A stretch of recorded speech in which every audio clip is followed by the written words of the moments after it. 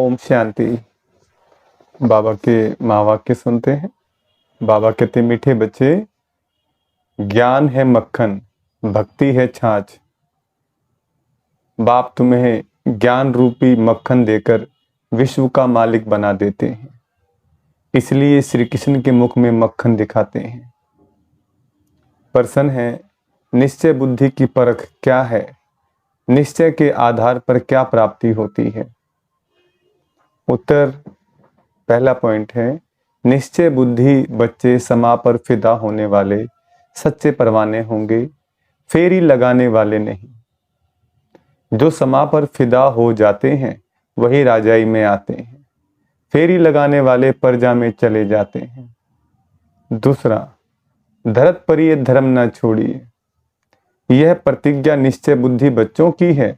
वे सच्चे प्रीत बुद्धि बन देह सहित देह के सब धर्मों को भूल बाप की याद में रहते हैं। गीत छोड़ भी दे आकाश सिंहासन, अब धरती पर आ जा। जिस प्रकार छोटा बच्चा माँ की गोद छोड़ता है, कोई इसको लेता है, गोद में रोने लग जाता है वो, इसी प्रकार जब हम परमात्मा की गोद छोड़ते हैं, परमात्मा की याद को भूलते हैं तो मन रोने लग जाता है। तो इसलिए परमात्मा की याद नहीं भूलनी है, परमात्मा की गोद, परमात्मा की श्रीमत नहीं छोड़नी है। ओम शांति। भगवान वाच, भगवान कहा जाता है निराकार परमपिता को। भगवान वाच किसने कहा? उस निराकार परमपिता परमात्मा ने। निराकार बाप निराकार आत्माओं को बैठ समझाते हैं। निराकार आत्मा इस शरीर रूपी कर्मेंद्रियों से सुनती है। आत्मा को ना मेल ना फीमेल कहा जाता है, उनको आत्मा ही कहा जाता है। आत्मा स्वयं इन ऑर्गन्स द्वारा कहती है, मैं एक शरीर छोड़ दूसरा लेती हूँ। जो भी मनुष्य मात्र हैं वह सब ब्रदर्स हैं। सब क्या है? आत्मा आत्मा, भाई भाई है। जब प्रजापिता ब्रह्मा की संतान है, बाबा कहते, जब निराकार परमपिता परमात्मा की संतान है तो आपस में सब भाई भाई हैं। जब प्रजापिता ब्रह्मा की संतान है तो भाई बहन है। यह हमेशा सबको समझाते रहो, भगवान रक्षक है, भक्तों को भक्ति का फल देने वाला है। बाप समझाते हैं, सर्व का सद्गति दाता मैं एक हूँ, सर्व का शिक्षक बन श्रीमत देता हूँ और फिर सर्व का सतगुरु भी हूँ। उनको कोई बाप टीचर गुरु नहीं, वही बाप प्राचीन भारत का राजयोग सिखलाने वाला है, श्री कृष्ण नहीं। श्री कृष्ण को बाप नहीं कह सकते, उनको देवी गुणधारी स्वर्ग का प्रिंस कहा जाता है। पतित पावन सदगति दाता एक को कहा जाता है। अभी सब दुखी पाप आत्मा भ्रष्टाचारी हैं। भारत ही सतयुग में देवी श्रेष्ठाचारी था, फिर वह भ्रष्टाचारी आसुरी राज्य होता है। सब कहते हैं पतित पावन आओ, आकर राम राज्य स्थापन करो। तो अब रावण राज्य है, रावण को जलाते भी हैं, लेकिन रावण को कोई भी विद्वान आचार्य पंडित नहीं जानते। सतयुग से त्रेता तक राम राज्य, द्वापर से कलयुग तक रावण राज्य। ब्रह्मा का दिन सो ब्रह्मा कुमार कुमारियों का दिन, ब्रह्मा की रात सो बीके की रात। अभी रात पूरी हो दिन आना है। गाया हुआ है विनाश काले विपरीत बुद्धि। विनाश का काल चल और बुद्धि कहाँ भाग रही है? विपरीत दिशा में भाग रही है। तीनों सेनाएं, तीन सेनाएं भी हैं। परमपिता को कहा जाता है beloved most godfather, ocean of knowledge. तो जरूर नॉलेज देते होंगे ना। सृष्टि का चैतन्य बीज रूप है, सुप्रीम सोल है, अर्थात ऊंच से ऊंच भगवान है। ऐसे नहीं कि सर्वव्यापी है। सर्वव्यापी कहना यह तो बाप को डिफेम करना है। बाप कहते हैं गलानी करते करते धर्म गलानी हो गई है, भारत कंगाल भ्रष्टाचारी बन गया है। ऐसे समय पर ही मुझे आना पड़ता है। भारत ही मेरा बर्थ प्लेस है, जन्म स्थान है। सोमनाथ का मंदिर, शिव का मंदिर भी यहाँ है। मैं अपने बर्थ प्लेस को ही स्वर्ग बनाता हूँ। फिर रावण नरक बनाता है, अर्थात रावण की मत पर चल नरकवासी आसुरी संप्रदाय बन पड़ते हैं। फिर उन्हों को बदलकर मैं देवी संप्रदाय श्रेष्ठाचारी बनाता हूँ। यह विषय सागर है, वह सिर सागर, वहां घी की नदियां बहती हैं। सतयुग त्रेता में भारत सदा सुखी सॉल्वेंट था, हीरे जवाहरों के महल थे। अभी तो भारत 100% इंसॉल्वेंट है। मैं ही आकर 100% सॉल्वेंट श्रेष्ठाचारी बनाता हूँ। अब तो ऐसे भ्रष्टाचारी बन गए हैं जो अपने देवी धर्म को भूल गए हैं। बाप बैठ समझाते हैं कि भक्ति मार्ग है छाछ, ज्ञान मार्ग है मक्खन। श्री कृष्ण के मुख में मक्खन दिखलाते हैं, यानी विश्व का राज्य था। लक्ष्मी नारायण विश्व के मालिक थे, बाप ही आकर बेहद का वर्षा देते हैं, अर्थात विश्व का मालिक बनाते हैं। कहते हैं मैं विश्व का मालिक नहीं बनता हूं, अगर मालिक बनूं तो फिर माया से हार ही खानी पड़े। माया से हार तुम खाते हो, फिर जीत भी तुमको पानी है। ये 5 विकारों में फंसे हुए हैं। अभी मैं तुमको मंदिर में रहने लायक बनाता हूं। सतयुग बड़ा मंदिर है, उसको शिवालय कहा जाता है। शिव का स्थापन किया हुआ कलयुग को वैशाल्य कहा जाता है। सब विकारी हैं। अब बाप कहते हैं देह के धर्म छोड़ अपने को आत्मा समझ मुझ बाप को याद करो। तुम बच्चों की अब बाप से प्रीत है, तुम और कोई को याद नहीं करते हो। तुम हो विनाश काले प्रीत बुद्धि। तुम जानते हो कि श्री श्री 108 परमपिता परमात्मा को ही कहा जाता है। 108 की माला फेरते हैं, ऊपर में है शिव बाबा, फिर माता पिता ब्रह्मा सरस्वती, फिर उनके बच्चे जो भारत को पावन बनाते हैं। रुद्राक्ष की माला गाई हुई है, उसको रुद्र यज्ञ भी कहा जाता है। कितना बड़ा राजस्व अश्वमेघ अविनाशी ज्ञान यज्ञ है, कितने वर्षों से चला आता है। जो भी अनेक धर्म आदि हैं सब इस यज्ञ में खत्म हो जाने हैं। तब यह यज्ञ पूरा होगा। यह है अविनाशी बाबा का अविनाशी यज्ञ। सब सामग्री इसमें स्वाहा हो जानी है। पूछते हैं विनाश कब होगा? अरे जो स्थापना करते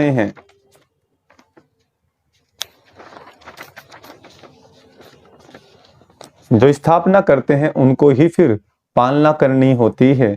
यह है शिव बाबा का रथ, शिव बाबा इसमें रथी है, बाकी कोई घोड़े गाड़ी आदि नहीं है। वह तो भक्ति मार्ग की सामग्री बैठ बनाई है। बाबा कहते मैं इस प्रकृति का आधार लेता हूँ। बाप समझाते हैं पहले अव्यभिचारी भक्ति है, फिर कलयुग अंत में पूरी व्यभिचारी बन जाती है। फिर बाप आकर भारत को मक्खन देते हैं। तुम विश्व के मालिक बनने के लिए पढ़ रहे हो। बाप आकर मक्खन खिलाते हैं, रावण राज्य में छाछ शुरू हो जाती है। ये सब समझने की बातें हैं। नए बच्चे तो इन बातों को समझ ना सके। परमपिता परमात्मा को ही ज्ञान का सागर कहा जाता है। बाप कहते मैं इस भक्ति मार्ग से किसी को भी नहीं मिलता हूँ। मैं जब आता हूँ तभी आकर भक्तों को भक्ति का फल देता हूँ। मैं लिबरेटर बनता हूँ, दुख से छुड़ाकर सबको शांति धाम सुख धाम ले जाता हूँ।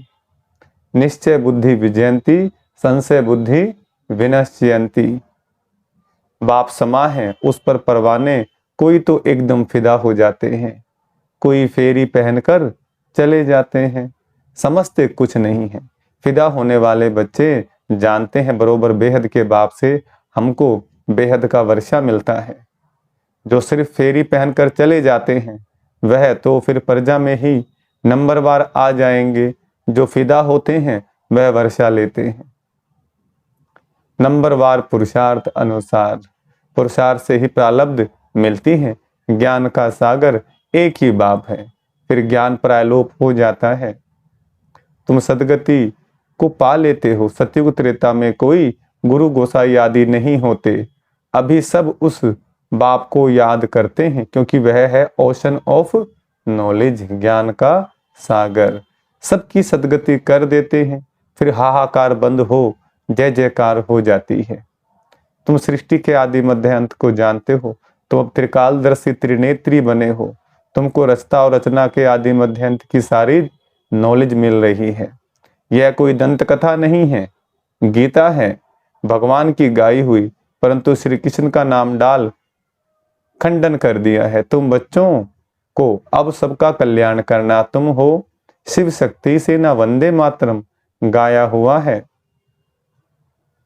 वंदना पवित्र की ही की जाती है, कन्या पवित्र है तो सब उनकी वंदना करते हैं। ससुर घर गई और विकारी बनी तो सबको माथा टेकती रहती है। सारा मदार पवित्रता पर है। भारत पवित्र गृहस्थ धर्म था, अभी अपवित्र गृहस्थ धर्म है। दुख ही दुख है, सतयुग में ऐसे नहीं होता। बाप बच्चों के लिए तीरी हथेली पर बहिष्ठ ले आते हैं। गृहस्थ व्यवहार में रहते बाप से जीवन मुक्ति का वर्षा ले सकते हो। घर बार छोड़ने की कोई बात नहीं। सन्यासियों का निवृत्ति मार्ग अलग है। अब बाप से प्रतिज्ञा करते हैं, बाबा हम पवित्र दुनिया के मालिक जरूर बनेंगे। फिर धरत पर ये धर्म ना छोड़िए। 5 विकारों का दान दो तो माया का ग्रहण छूटे, तब 16 कला संपूर्ण बनेंगे। सतयुग में है 16 कला संपूर्ण निर्विकारी।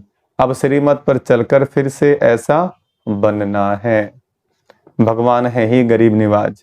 साहूकार इस ज्ञान को उठा नहीं सकते, क्योंकि वह तो समझते हैं हमको धन आदि बहुत है। हम तो स्वर्ग में बैठे हैं, इसलिए अबलाएं अहिल्याएं ही ज्ञान लेती हैं। भारत तो गरीब है, उनमें भी जो गरीब साधारण हैं उन्हों को ही बाप अपना बनाते हैं। उन्हों की ही तकदीर में है। सुदामा का मिसाल गाया हुआ है ना। साहूकारों को समझने की फुर्सत नहीं। राजेंद्र प्रसाद भारत के प्रथम राष्ट्रपति के पास बच्चियां जाती थी, कहती थी बेहद के बाप को जानो तो तुम हीरे तुल्य बन जाएंगे। 7 रोज का कोर्स करो। कहता था हाँ बात तो बहुत अच्छी है, रिटायर होने के बाद कोर्स उठाऊंगा। रिटायर हुआ तो बोले बीमार हूं। बड़े बड़े आदमियों को फुर्सत नहीं है। पहले जब 7 रोज का कोर्स पूरा करें तब नारायणी नशा चढ़े। ऐसे थोड़े ही रंग चढ़ेगा। 7 रोज के बाद पता चलता है यह लायक है व नहीं है। लायक होगा तो फिर पढ़ने के लिए पुरुषार्थ में लग जाएगा। जब तक भट्टी में पक्का रंग नहीं लगा है तब तक बाहर जाने से रंग ही उड़ जाता है। इसलिए पहले पक्का रंग चढ़ाना है। अच्छा, मीठे मीठे सिकलदे बच्चों प्रति माता पिता बाप दादा का याद प्यार गुड मॉर्निंग। रूहानी बाप की रूहानी बच्चों को नमस्ते। हम रूहानी बच्चों की रूहानी बाप दादा को नमस्ते। धारणा के लिए मुख्य सार है। पहला पॉइंट, शिव शक्ति बन विश्व कल्याण करना है। पवित्रता के आधार पर कोड़ी तुल्य मनुष्यों को हीरे तुल्य बनाना है। दूसरा, श्रीमत पर विकारों का दान दे, संपूर्ण निर्विकारी 16 कला संपूर्ण बनना है। समा पर फिदा होने वाला परवाना बनना है। वरदान, परिस्थितियों को साइड सीन समझ पार करने वाले समर्थी स्वरूप समर्थ आत्मा भव। समर्थी स्वरूप वरदान का विस्तार, समर्थी स्वरूप आत्मा समर्थ होने के कारण परिस्थितियों को खेल समझती है। भले कितनी भी बड़ी परिस्थिति हो, लेकिन समर्थ आत्मा के लिए मंजिल पर पहुंचने के लिए ये सब रास्ते के साइड सीन्स हैं। लोग तो खर्चा करके भी साइड सीन देखने जाते हैं। तो स्मृति स्वरूप समर्थ आत्मा के लिए परिस्थिति कहो, पेपर कहो, विघ्न कहो, सब साइड सीन्स हैं। और स्मृति में है कि यह मंजिल के साइड सीन्स अनगिनत बार पार की है। नथिंग न्यू, कुछ नया नहीं है। स्लोगन है, दूसरों की करेक्शन करने के बजाय बाप से कनेक्शन जोड़ लो तो वरदानों की अनुभूति होती रहेगी। मातेश्वरी जी के अनमोल महावाक्य हैं, मधुर महावाक्य। सिर्फ ओम के शब्द के उच्चारण से कोई फायदा नहीं। दुनिया में बहुत करते ना ओम का उच्चारण, तो मम्मा ने क्या कहा, सिर्फ ओम के शब्द के उच्चारण से कोई फायदा नहीं। ओम रटो माना ओम जपो। जिस समय हम ओम शब्द कहते हैं तो ओम कहने का मतलब यह नहीं कि ओम शब्द का उच्चारण करना है। सिर्फ ओम कहने से कोई जीवन में फायदा नहीं, परंतु ओम के अर्थ स्वरूप में स्थित होना, उस ओम के अर्थ को जानने से मनुष्य को वो शांति प्राप्त होती है। अब मनुष्य चाहते तो अवश्य हैं कि हमें शांति प्राप्त होवे, उस शांति स्थापन के लिए बहुत सम्मेलन करते हैं, परंतु रिजल्ट ऐसे ही दिखाई दे रही है, जो और अशांति दुख का कारण बनता रहता है। क्योंकि मुख्य कारण है कि मनुष्य आत्मा ने जब तक 5 विकारों को नष्ट नहीं किया है, तब तक दूसरों दुनिया पर शांति कदाचित हो नहीं सकती। तो पहले हर एक मनुष्य को अपने 5 विकारों को वश करना है और अपनी आत्मा की डोर परमात्मा के साथ जोड़नी है, तभी शांति स्थापन होगी। तो मनुष्य अपने आप से पूछे, मैंने अपने 5 विकारों को नष्ट किया है, उन्हों को जीतने का प्रयत्न किया है? अगर कोई पूछे तो हम अपने 5 विकारों को वश कैसे करें, तो उन्हों को यह तरीका बताया जाता है कि पहले उन्हों को ज्ञान और योग का वास धूप लगाओ, और साथ में परमपिता परमात्मा के महावाक्य हैं, मेरे साथ बुद्धि योग लगाए, मेरे बल को लेकर मुझ सर्वशक्तिमान प्रभु को याद करने से विकार हटते रहेंगे। अब इतनी चाहिए साधना, जो खुद परमात्मा आकर हमें सिखाता है। अच्छा, ओम शांति। एक बात और, गुस्सा करते हैं। अब गुस्से को गुस्सा क्यों बोलते हैं? गंदगी सा है ना वो, गुस्सा। तो गंदगी को ना हम फ्लश कर देते हैं, उसकी पीएचडी नहीं करते हैं। तो इसी प्रकार ना मस्तिष्क में रखो गुस्से को, ना जुबान पे रखो, उसका त्याग करो।